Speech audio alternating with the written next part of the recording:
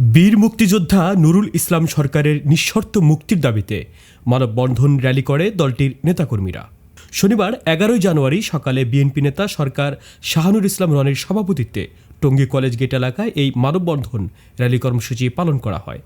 মানববন্ধন র্যালিতে প্রধান অতিথি হিসেবে উপস্থিত ছিলেন আলহাজ হাসান উদ্দিন সরকার, বিশেষ অতিথি ছিলেন আলহাজ সালাউদ্দিন সরকার, উপস্থিত ছিলেন রাকিবউদ্দিন সরকার পাপ্পু, সাবেক যুগ্ম আহ্বায়ক গাজীপুর মহানগর বিএনপি, প্রভাষক বশিরউদ্দিন আহ্বায়ক টঙ্গী পূর্ব থানা বিএনপি, শাহাদত হোসেন শাহিন আহ্বায়ক স্বেচ্ছাসেবক দল গাজীপুর মহানগর, সাজেদুল ইসলাম আহ্বায়ক গাজীপুর মহানগর যুবদল। এছাড়াও উপস্থিত ছিলেন গাছা থানা সাবেক সাধারণ সম্পাদক ফারুক খান, যুবদল নেতা সুলেমান সরকার সহ গাজীপুরের হাজার হাজার নেতাকর্মী অংশগ্রহণ করেন এবং বিভিন্ন স্তরের নেতাকর্মীরা বক্তব্য রাখেন। নুরুল ইসলাম সরকার স্পেসিফিক আসামি, সেই কথা উল্লেখ নাই। সেই জন্য নুরুল ইসলাম সরকারের মুক্তির দাবিতে আজকে আমরা এই মানববন্ধনে অংশগ্রহণ করেছি।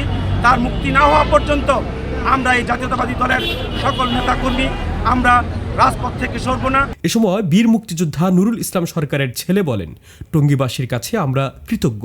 আপনাদের ঋণ আমরা কোনোদিন শোধ করতে পারবো না, কারণ আমার বাবার মুক্তির জন্য আমাদের সরকার পরিবারের সাথে রাজপথে এসেছেন আপনারা। তিনি আরও বলেন, সরকার পরিবার একত্রিত থাকলে সরকার পরিবারের বিকল্প নাই গাজীপুরে, আর এটাই প্রমাণ হলো আজকে। শাহ মোহাম্মদ ওয়ালিউল্লাহ, তরঙ্গ টিভি।